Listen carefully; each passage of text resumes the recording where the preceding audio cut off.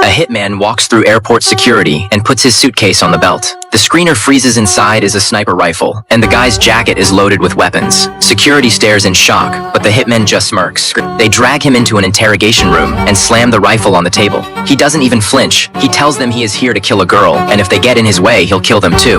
The captain loses it and lunges at him, but the hitman drops him with one punch. His name is Agent 47, a product of a secret government program that engineered super soldiers from kidnapped children. Scientists altered their DNA, creating soldiers stronger, faster, and smarter than any normal human. The genetic modifications turned them into perfect weapons. The side effects were brutal. They lost most of their pain response and all their emotions. Each one was marked with a barcode on the back of their head and turned into a killing machine. 47 was the best of them all, but then the lead scientist couldn't take the guilt anymore. Dr. Levenko fled the lab and disappeared, so the government panicked and buried the whole program. They erased every file and sold 47 and the others to a shadow organization that runs contract killers. But a biotech corporation found out about the program and wanted to restart it. The company's intel team starts digging and discovers that Levenko had a daughter. To find the scientist, they go after her, which crosses a line the government won't allow. The agency immediately deploys 47 to wipe out the biotech's intelligence division.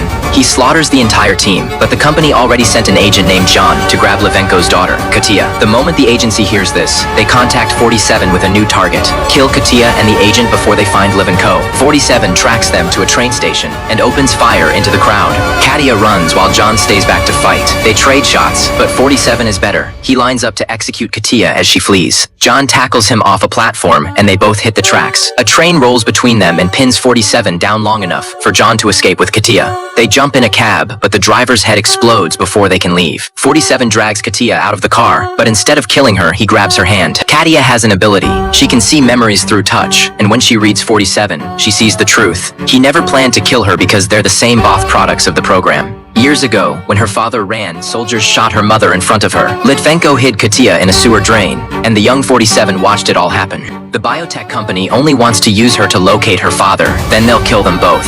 Now Katia needs answers. She wants to know why her father abandoned her. She and 47 form an alliance, but he doesn't untie her yet. Instead, he walks over to a control panel and cranks a turbine engine to maximum power. The vacuum pulls her toward the blades. This is his test of her abilities. Under the pressure, her mind sharpens and she solves the problem in seconds. She threads her bound hands under her legs, braces against the chair, and flips into a handstand. Using the suction, she spins free and escapes the restraints. 47 isn't impressed. Her code name is 90, meaning she is 43 versions newer than him. Just then, the biotech's kill team storms the factory. 47 turns on another turbine to draw them in, then tells Katia to activate her power. He vanishes and reappears behind two soldiers. Before they can react, he drops them both with a silent combo. With Katia feeding him intel, 47 ambushes every soldier before they see him coming. Between her predictions and the machinery, they clear most of the team in under a minute. Then John walks out of the shadows. 47 killed him earlier, but somehow he is alive.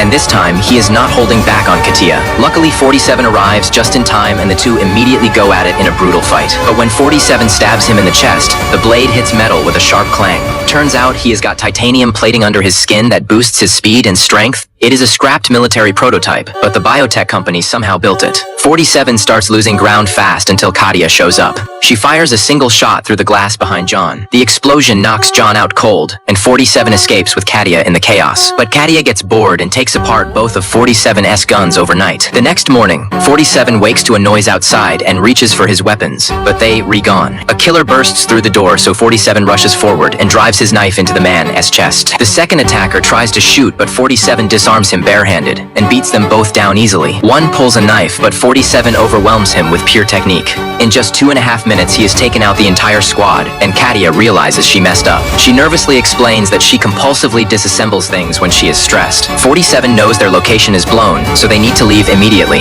But Singapore is the company's home base, and every move they make is caught on camera. Soon, Katia finds her father Levenko, now a 72-year-old man dying of lung cancer. When Katia asks why he abandoned her, he finally tells the truth. Her mother couldn't have children, but they desperately wanted a daughter, so Levenko used everything he knew to create Katia in a lab. If the company ever found out, Katia would never be safe again, so he left to protect her. But while they re-talking, a couple nearby suddenly pulls out pistols and 47 has to jump in. After taking them down, 47 gets the two of them into an underground garage and steals an Audi R7.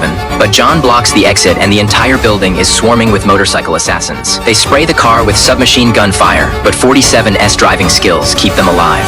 He uses the garage layout to pick them off one by one until all the riders are down. With Katia calling out the route, 47 guns it straight toward the exit as the bollards start rising. He floors it and launches the car clear over the barrier. But the danger's not over. A steel cable whips out and hooks the car in the middle of downtown. The Audi spins out of control, and when it finally stops, 47 slams the gas to break free. But the cable is anchored into concrete and company security teams surround them from every direction. The cable won't budge and company security teams close in from every direction. A wave of security operatives zip lines down the cable, so 47 kicks open the door. He pulls both pistols and starts dropping them like moving targets, taking out a dozen men. But there are way too many and bullets start tearing into the car from all sides. 47 fights his way back with Katia and her father, but Livenko takes a round to the leg. He knows he is slowing them down and tells 47 to get Katia out of there now. 47 makes the call and drags Katie away, while John captures Livenko alive. 47 is outside the company tower watching a live feed of Livenko being interrogated on his laptop. During the escape earlier, he slipped a tracker into Livenko's pocket and hacked into the company's surveillance network.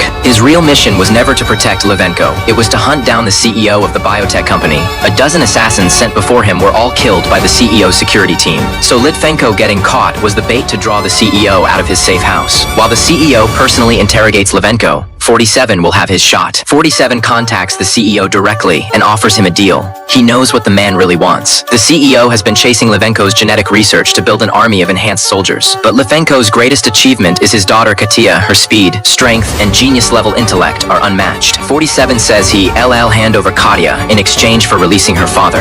Watching her father held captive with the CEO right there, Katia loses it and shoves the control stick forward. The helicopter crashes straight into the building. The rotors tear through the entire floor, killing dozens of security operatives in seconds. A guard comes over to check, but Katia leaps out of the wreckage and drops him. 47 activates his instinct mode, reads every enemy's position, and silently starts picking them off.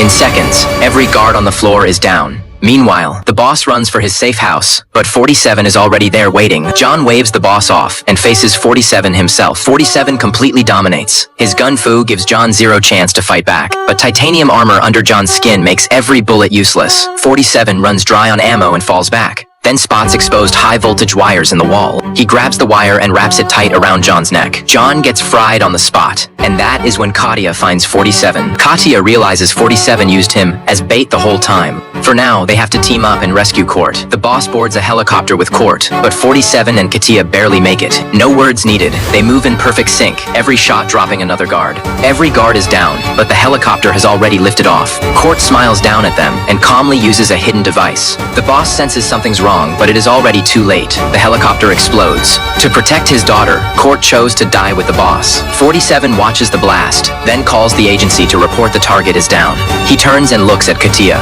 She is clearly his next target, but 47 is done being a tool, and his defiance doesn't surprise the agency. The agency always knew he'd turn. Right then, Katia senses an enemy closing in fast. The elevator opens. Standing there is a hitman who looks exactly like 47, codenamed 48. 47 immediately fights back, and in the final shot, a white-haired John somehow wakes up.